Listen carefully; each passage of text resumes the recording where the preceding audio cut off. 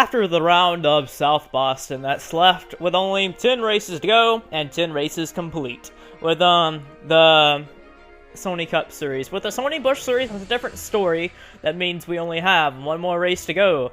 Only 11 rounds in the Busch Series side, but this is the mid-season talk, I guess you could say. And this to highlight some underlines about what the season's been going on, and maybe to throw in a championship contender and maybe a championship pick down near the end of the season. But I want to start off with the Sony Cup Busch Series right now. We started off in the Daytona like we always do for any other opener. For the Sony Busch Series, it was kind of up in the air how these cars would act. And many people was hoping that maybe these cars would shine a little light on maybe being good for the lower series and the lower tier of the Sony series for ARCSA. Well, the mod that we use for the Sony Busch Series has proven so far in the first 10 races for the Busch Series that this was not the right mod, and this is was proven to ARCSA after the first few races given to Sony Busch Series. And they quickly went after a new mod, and now a new mod for the next season is going to come up. And, yeah, we're happy to get ourselves a mod for that. That's going to be the original Cup mod. And we expected a lot of Cup drivers, we expected some Cup drivers to be contending for this championship like they are. We only have 3 Cup contenders contending for the Busch title.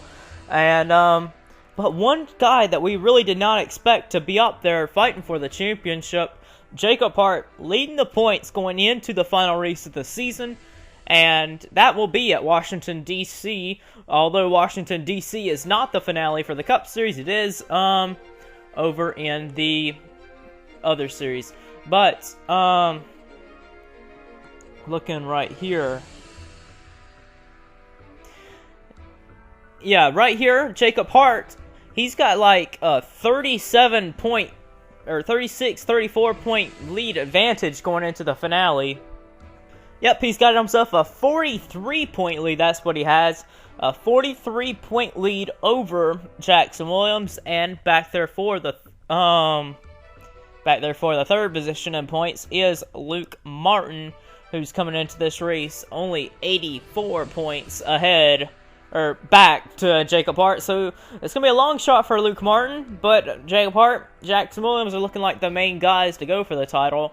But if I was to have to take a pick going into this finale, I think Jacob Hart's going to come out of here with his first Sony Championship, and I think Jacob Hart, the ARCSA Elites Season 4 champion, will be the Sony Busch Series Season 2 champion for the winter season of 2014. Because I don't think Jacob Hart's going to have any troubles. I think he's going to run that race solid, get himself up there. And I think as long as he just goes up there and runs well, he's going to be coming out of there with the championship. I don't think Jackson Williams just got to go in there with the mindset of winning. So does Luke Martin. But I don't think they have enough to get Jacob Hart. Unless he wrecks out, that's their only hope, I would think so. Jacob Hart's going to be really strong in that race. The Busch Series is given to drivers as an even background. It makes everyone almost even. If you hop into the Sony Busch Series, everyone's going to have almost the even amount of ground set. No one has the upper ground because the engines are pretty much similar, but rather than the Cup side has a Class A engine set, a Class B engine set, and a Class C engine set, and it all relies on money and whoever the top teams are. And if you have a top team that has good money, then they're going to have the top A equipment. But if they don't, they're going to have like top C or top B class equipment.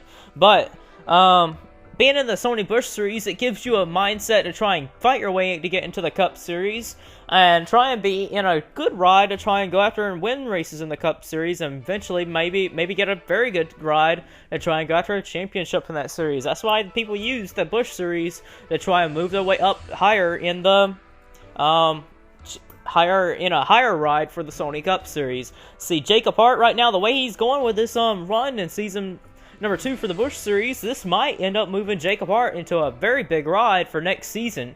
So that's really good But over here in the Cup Series side, I gotta say something here. The Sony Cup Series, I figured by this time of the season that I knew that Charles Sanford was going to be good, but he's looking really, really strong. I think Charles Sanford's looking really good to try and go after his first title with Everham. I really like the effort over there by him. Ian Dutta, he's kind of been off and on. The consistency's kind of not been there, but he's there, and he's second in the points. James Sorfox is the same way. He's off and on. But I do like the run Richard Johnson is doing. Richard Johnson is not really surprised me that he is, with his return to Gibbs for the Johnson Incorporated, that he is doing really well. Johnson in the number 20 car. Let's see right here. Johnson in the number 20. He's done really well, finishing inside the top 5 4 times in the last 4 races. So top 5 in the last 4 races, that's really well for Richard Johnson. That's a lot of points gained right there. And Richard Johnson, he's in search for his number 3 title, and I think down at the finale, Richard Johnson is going to be walking away with his 3rd title. I really do think Johnson's going to win his 3rd title this season because he's showing the best consistent run right now that everyone's doing right now in the first 10 races, and he's also doing it up front in the top 5s and continuing for wins. So I think Johnson is going to end up getting himself a title this season. That is my championship pick. And one guy, I want to show one of my disappointments for this season. I'm really disappointed with Nick Mace. To be honest, Nick Mace is down at 13th in the standings, and he's not really done much. He's not had much luck. Just like the South Boston race, he got wrecked. He's just not had much luck on his side. William Duncan coming off being in the championship fight last season in 2013, and now he's down there 14th in the standings. Him and Mace both are not the ones I expect to be down there. Neither did I expect Daniel Day down 11th in the standings to be as low as him. But it's hard to say with 10 races though. With 10 races in, that you're gonna do as good as you did the first 10 races, the 10 races afterwards. But these next 10 races are gonna be really, really tough, and it's gonna be a long stretch. I say anyone can come back up here and win this title. Pretty much from 15th in the standings, from Jeffrey Finguy all the way up to Charles Sanford, the points leader, can have a shot at walking away as the winter season for 2014 champion. And anyone really, but one guy that has kind of impressed me, as you could tell in this season, you got the Class A team, the Class B teams, and the Class C teams. All the Class A teams, there's only 15 Class A cars, and it doesn't surprise me that all the Class A cars and Class A drivers are in the top 15 in points, and that is pretty impressive. But the next guy that's in 16th position is a Class B driver, and that's in the standings, and that is Jacob Hart, the Daytona 500 champion, and also the guy trying to win the 2014 winter season championship in the Busch Series. That is Jacob Hart, and that's one guy that'll probably get a very, very good ride for the next season, I'm telling you. Winning the Daytona 500, being the top Class B driver, and coming off almost trying to win the championship for the Busch Series, I can guarantee you that guy is going to be the next guy to try and get good equipment. But this season is coming along very well. The All-Star race weekend is supposed to be after this one, and after the All-Star weekend is going to be the round number 11 race, and that'll also consist of the finale for the Busch Series. But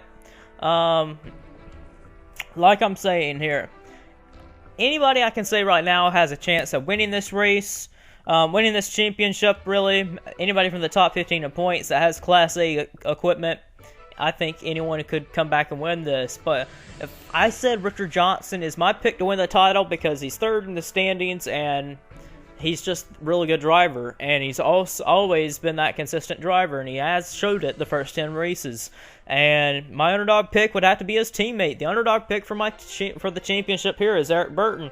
He has slid down to 7th in the points, but I don't judge his talent in that car. I think Burton's going to rise to the top when he needs to be the 2011 title champion.